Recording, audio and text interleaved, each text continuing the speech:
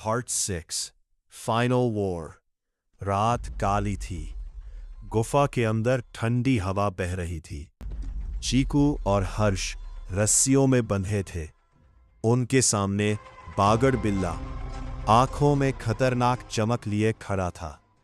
वह धीरे धीरे उनके पास आया और जोर से गुर्राया, अब तुम जिंदगी भर मेरी गुलामी करोगे और मुझसे पूरा जंगल डरेगा। मैं यहाँ का राजा हूं। दोनों खरगोश डर गए, लेकिन उनकी आंखों में हार नहीं थी। अचानक धम धम धम गुफा हिलने लगी। हाथी आ चुका था और उसके साथ गिलहरी। हम आ गए, गिलहरी चिल्लाई। भयानक लड़ाई। अजगर अचानक झपटा। उसने हाथी को जकड़ लिया। है उसकी फुफकार से गुफा गूंज उठी। पलटवार हाथी ने पूरी ताकत लगाई। सूंड से अजगर को पकड़ा, धड़ाम उसे जमीन पर पटका और फिर पूरी ताकत से बाहर नदी में फेंक दिया। छपाक! अजगर तेज धारा में बहता चला गया, हमेशा के लिए।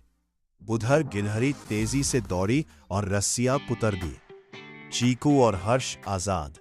हर्ष बोला, अब असली लड़ाई शुरू। अब चीकू प्लस हर्ष द्वार बागड़ बिल्ला पागड़। बागड़ बिल्ला गुर्राया, तुम दोनों मिलकर भी मुझे नहीं हरा सकते। वो तेजी से झपटा।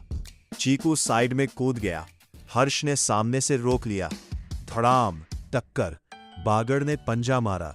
हर्ष नीचे झुका, वार खाली। चीकू पीछे से आया। उसने बागड़ को जोर से धक्का दिया।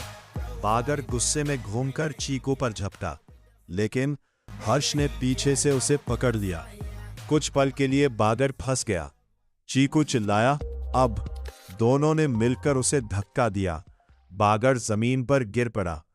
अब चारों तरफ हाथी, गिलहरी, चीकू, हर्ष, बागड़ अकेला था। वो डर गया, पीछे हटने लगा और गुर्राया, मैं तुम्हें देख लूंगा, और अंधेरे में भाग गया। सुबह की रोशनी फैली। गिलहरी अपने पेड़ के पास पहुंची।